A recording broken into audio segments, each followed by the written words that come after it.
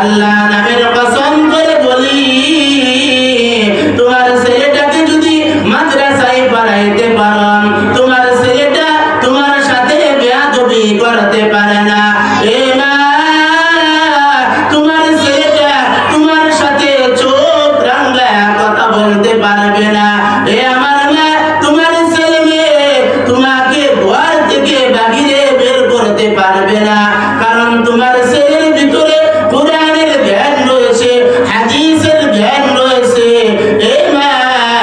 আর তোমার যেই ছেলেটাকে বড় ইঞ্জিনিয়ার বানাইলা, বড় ডাক্তার বানাইলা, বড় ডাক্তার বানানোর পরে তোমার ছেলে এখন ভিআইপি পার্সোনাল লোক হয়ে গেছে, লক্ষ লক্ষ টাকা পয়সা কামাই করতেছে।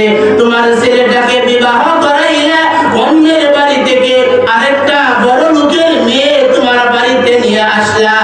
আসার পরে ওই বড় লোকের মেয়ে তোমার সন্তানকে ডাক দিয়ে বলবে, ও আমার স্বামী, আপনার বুড়া আমার খেদমত করতে পারবো না, আপনার মুরব্বী মার খেদমত করতে পারবো না, আপনার মার খেদমত করার জন্য আমার বাবা আমাকে ডাক্তার বানাই নাই, আপনার মার পেশাব পায়খানা পরিষ্কার করার জন্য আমার বাবা আপনার কাছে বিবাহ দেয় নাই।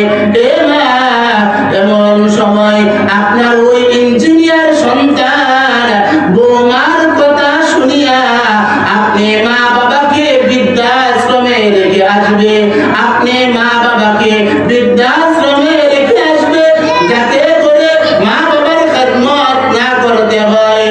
আমার মা, এরকম অসংখ্য অগণিত প্রমাণ রয়েছে।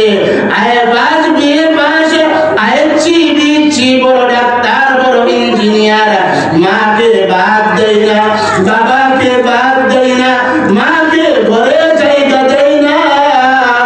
আমার এই সন্তান রাজকীয় বড় অবস্থায় অবস্থান করে, কিন্তু মার পরনের মধ্যে সুন্দর একটা জামা নাই, মার পরনের মধ্যে সুন্দর একটা কাপড় নাই। মা, আমার বোন, এরকম অসংখ্য অগণিত প্রমাণ রয়েছে। আপনাদের সন্তান নাই